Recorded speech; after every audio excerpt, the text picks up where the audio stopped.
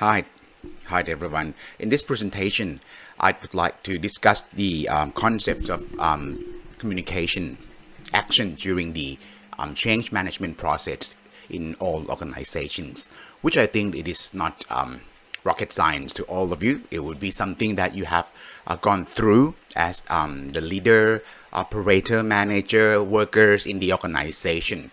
But perhaps we never thought of this as the process. So this is my intention for this workshop to at least help you to think through what should have been done if it hasn't been done before, or what has been done from the experiences, right? But let's start from the generic concept first. I'm sure you understand that change came into the organization for a number of reasons, and the repercussion of change could be either positive or negative on certain groups of people or all organization, right? So we need to be able to manage change. And if you think of the whole scheme of change management plan, there will always be a small element of the communication for this. Change management communication is really an essential component of the organization when you transform or when you go into the transition of something. And it's also important as a part for awareness building, support for staff and stakeholders when change is a part of your operation, right? It really helps the stakeholders to understand what is changing, why, how, and more importantly, how the change affect the relationship between them and others in the organization. So to me, the communication during change management process is not about the way you deliver the message about change per se, but it should be how you plan the message or messages, and as well as the channel of communication and the impact that you expect, and how would you deliver such messages, as well as the evaluation of the effectiveness of the communication. Okay. ในส่วนนี้นะครับเราจะมาคุยกันว่าในการเปลี่ยนแปลงขององค์กรเนี่ยมันเป็นเรื่องธรรมดาเนาะไม่ว่าจะเป็นการเปลี่ยนแปลงในเรื่องของโครงสร้างการทำงานความสัมพันธ์อะไรพวกนี้แต่ว่าสิ่งที่สำคัญที่สุดก็คือเราต้องมีการวางแผนเรื่องของการเปลี่ยนแปลงใช่ไหมเป็น change management plan นะครับส่วนหนึ่งของ change management plan เนี่ยก็คือแผนการดำเนินงานเรื่องของการสื่อสารเรื่องความเปลี่ยนแปลงเพราะว่าการสื่อสารเนี่ยมันเป็นมากกว่าเรื่องของการส่งข้อความใช่ไหมก็ทำนองนี้แต่ว่าเรากำลังบอกว่ามันต้องคิดให้ละเอียดรอบคอบครับว่าคำถามหลักคือไอ้การเปลี่ยนแปลงครั้งนี้มันส่งผลกับใครและอย่างไรก็คนคงอยากรู้พวกนี้นะฮะซึ่งวิธีการในการสื่อสารมันเป็นศิลปะว่าเราจะเลือกใช้ข้อความ wording รูปแบบในการนำเสนอแล้วก็สื่อช่องทางการสื่อสารแบบไหนนะครับที่สำคัญก็คือแผนเรื่องของบัดเจ็ตแล้วก็ความเปลี่ยนแปลงที่อาจจะเกิดขึ้นเฉพาะทางอะไรเงี้ยมันก็เป็นสิ่งที่เราต้องระวังดังนั้นเนี่ยคิดว่าการวางแผน communication หรือการสื่อสารเนี่ยควบคู่กันไปตั้งแต่เบื้องต้นเลยก็จะทำให้งานของเราในช่วงของการเปลี่ยนแปลงเนี่ยมันไม่ยากจนเกินไปนะครับประเด็นต่อมานะครับผมจะบอกว่าหลายคนคงจะคิดถึงสิ่งที่เราเรียกว่า change management plan กันใช่ไหมครับว่ามันมีอะไรบ้างใช่ไหมครับ so in the next part I'm going to introduce simple steps for it to create the so-called change management plan. I'm sure it might sound like a true hard boring academic when you think of plan, but it actually helps us to think through the process from the beginning to the end. So let's start from you might have different paths to go through, but I just follow these simple steps that I've took myself and I learned from my other colleagues, and I love to share this with you. In the desire of change management system. First, you have to understand the organization. That's a given, isn't it? When you think of understanding the organization, what do I mean by that? First, you have to think of the current situation on the organization, and you need to think of who are going to be affected by this change. Okay, who are going to be the person who take responsibility for different stakeholders. And when it comes to stakeholder, we have to analyze who they are as well. In our daily work, I think we tend to forget the way we interact with different stakeholders. If you think of stakeholders, right, you might think of, let's put it this way, internal and external, or primary or secondary. I personally prefer internal external, because that also gives us some idea on the likelihood to be successful and the kind of resources we have to spend with them. Let's say if it's a smaller organization, you might have only just let's say less than 100 staff members who are your internal stakeholder, right? You need to be sure that the way you decide is based on the importance of these stakeholders to you or to the organization. So we have to assess, well, let's say if the staff is primary, if you have supplier, if you have clients, if you have donors, they might be external, right? But they should be primary. So because the importance of such group, for example, if you have two donors, let's say one from EU and one from ASEAN, just put it this way, and they're important, they might be seen as the external stakeholder, but they are really your primary stakeholders because of the importance. So if you decide that into importance and expectancy, then you will be able to define which group belong to which camp. Okay, once you understand who they are, their importance to do your organization, then you have to think what kind of change that they are going to be affected when you introduce change to the organization. What is changing, to be honest with you? What is changing and why? And then you have to be sure on your documentation of the change, particular who will be most affected by change. When you compare the primary and the secondary stakeholder, that will be really helpful for you to design your next step of the communication plan. Okay, you can also have to find reasons to explain, right? So when you analyze the organization, you will be able to look at the vision. You will define the vision for the future and how it's aligned with your current business or action plan. Okay, well, of course, there will always be a few reasons that leads for change or for making the change. And the visions can explain this in terms of why and what kind of benefit. Okay. Also, you have to identify the pain points that change addresses. Okay. The difference between how people operate today versus the future state should be reflected in your messaging to help people understand what to expect, an area that will change the most. And at this stage, you also need to know how long do you need to go on through the communication and who will take charge of. I do believe that you need a group of people of your staff to be communication officers or communication team to implement this plan during the change process. So now you understand your organization, understand the stakeholders, you understand who you need to work with. In the next step, you have to come into the so-called the design of the communication plan. Okay, well, I have got this table in front of you. I just follow this table. It's a simple method, and I think when you try to make it simple, it seems to be easy or easier for everyone in the organization to understand it.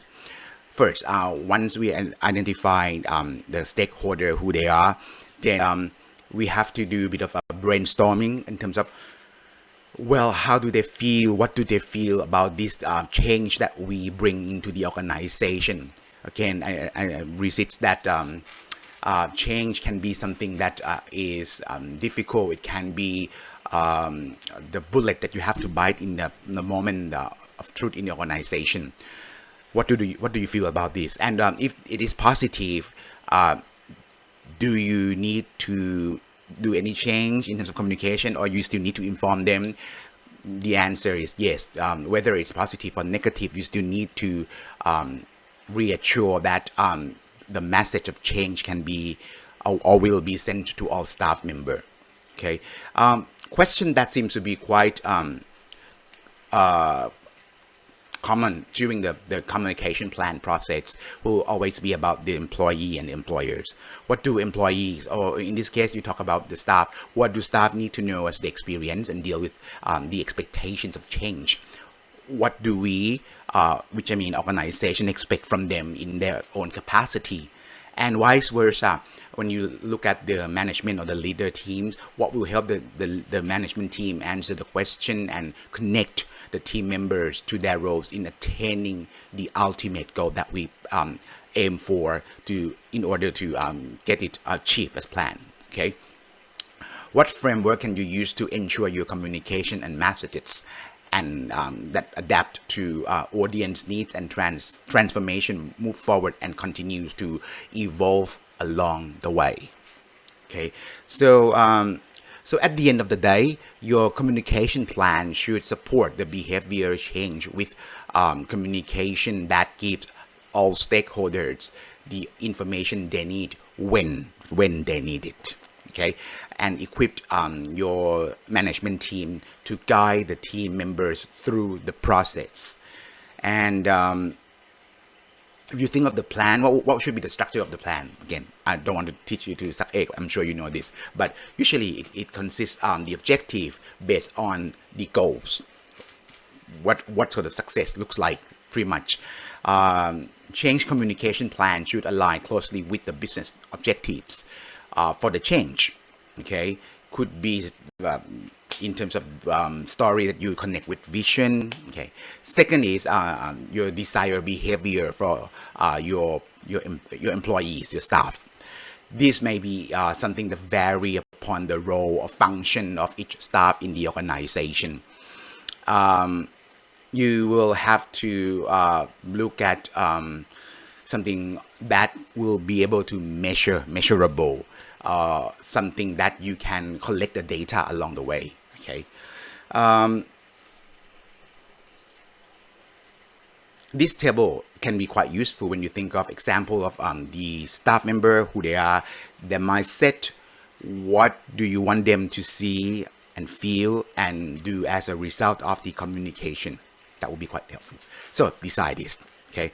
Now you also have to think of message. In part of the design of your communication, of course, during the change there will be different messages, but the idea of the message is to simplify situation and to inform or to guide the staff or stakeholder to understand what the situation is or will be. Okay, you will need core messages explaining the overarching change and vision, as well as audience specific messages to support key milestones of the communication plan. You might have, for example, in your case, you might have office or team in one place, and you might have office and team in another places, right? So be sure that there will be coordination between here and there, and they can really connect the teams with the same message. Okay, I first think of some example. Let's say when I work in the international sort of environment, felt that when you decide the core messages, you will also need to consult the local in terms of how they feel and the message that you are going to send through different places. Are there any linguistic or language barrier, or are there any forms of communication that can be helpful specifically for the local? Okay, that part of the key message is important. Okay, so we have objective, we have got the key messages. Then communication strategy and tactic should be part of the communication plan too. You have to summarize the key activities you will implement to support the change for all categories and stakeholders. So it could be something that you define by target audience, the people you work with, and then can be something on change initiative, for example, phases or time. Okay, so that would be depends upon the organization.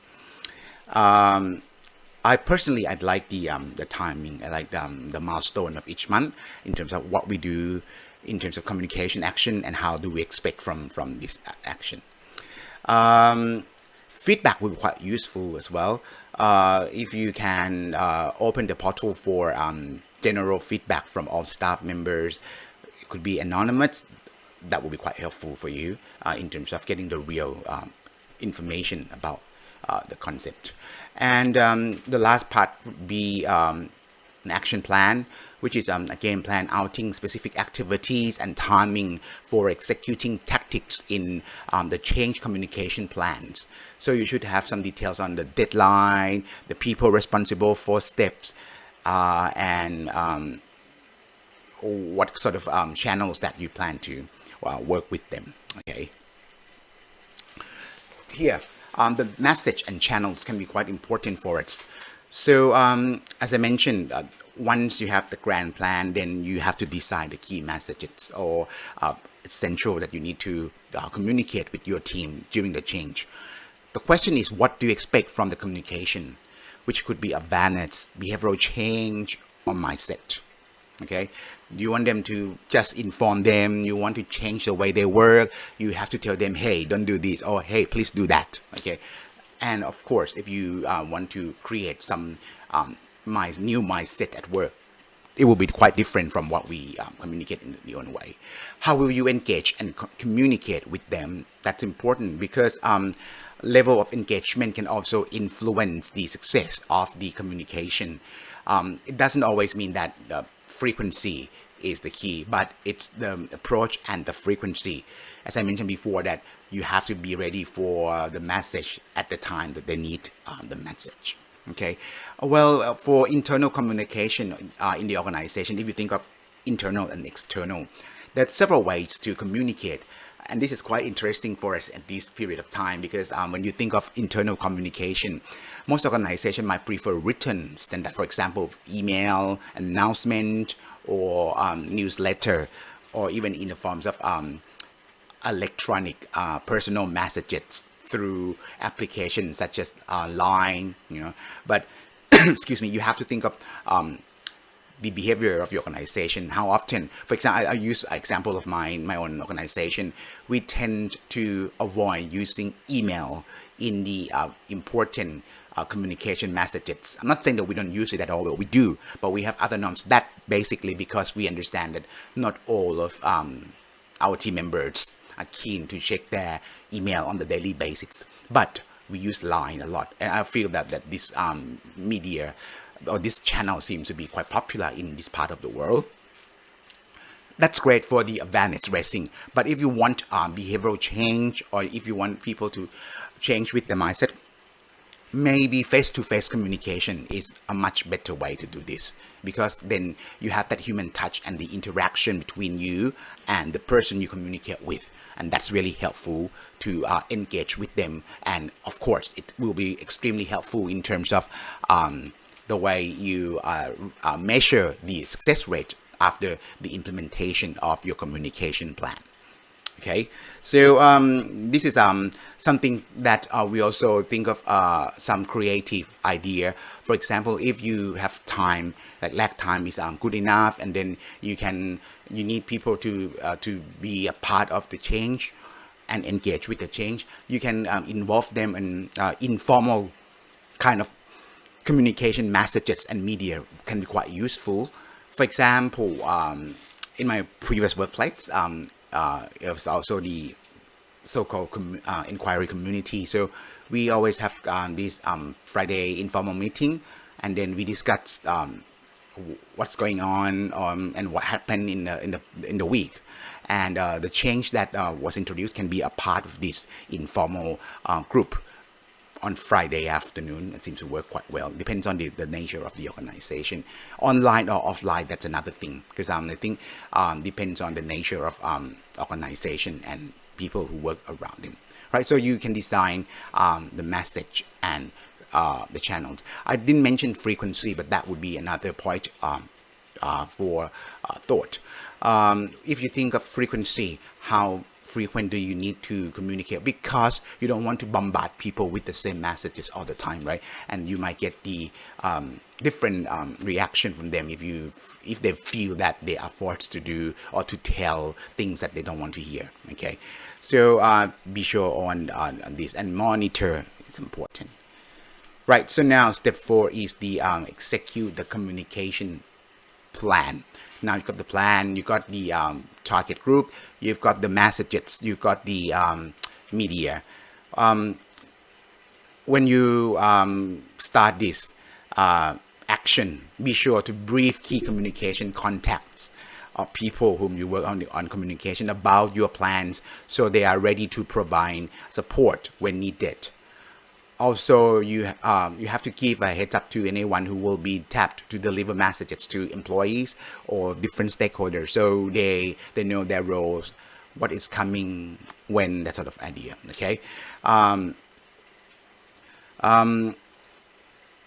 because change program or the change that we introduce must evolve to address needs that emerge during the process. Expect to evolve your plans and adapt your materials, messages, and idea to the changing needs of the projects and stakeholders. Right, that would be quite useful. Key point is be consistent and purposeful about the message you send on the communication. Ensure everyone receives the same core messages. Okay, that's important, and understand the importance of using them. Be consistent and use the same core messages in internal communication, material, graphics, so on and so forth. You have to keep leaders at the forefront. I know that sounds a very sort of leadership idea, but it's important that they take this action as the leader and looking they might look for some opportunity to guide and provide support to you as well. If they don't, then that's problematic.